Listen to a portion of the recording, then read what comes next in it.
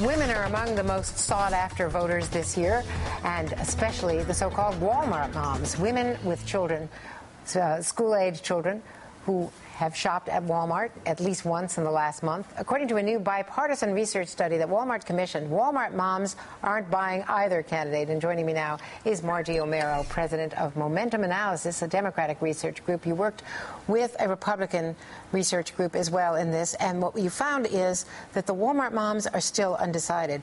You know, in our own NBC News Wall Street Journal poll last week, we saw there's a 10-point gender gap now. It's really critical for Mitt Romney, who has an advantage among men, to try to narrow that gap among women, a gap that has traditionally been among women. But what do women want to hear?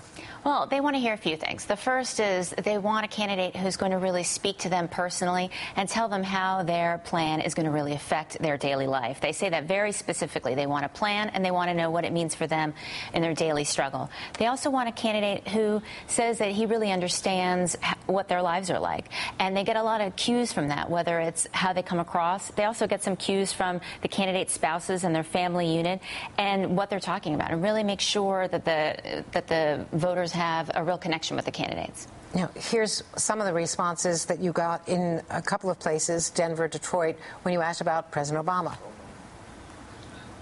I really don't think his performance has been adequate enough as far as doing the things that he said that he was going to do. I feel that he does understand a lot of possibly like lower income families, middle class, a little more than, say, his opponent.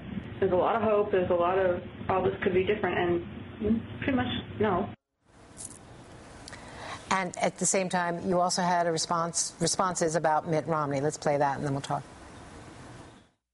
He needs to kind of get in touch with the people, where Obama is, or seems to be, so in touch with the people. Right. This one here seems to be the complete opposite. I think he is a good businessman and very successful at that. So I would tend to think, okay, then he should be able to enforce policies.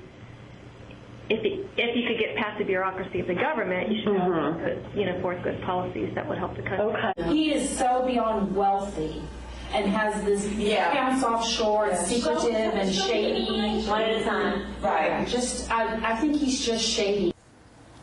What is your takeaway from having listened to these women?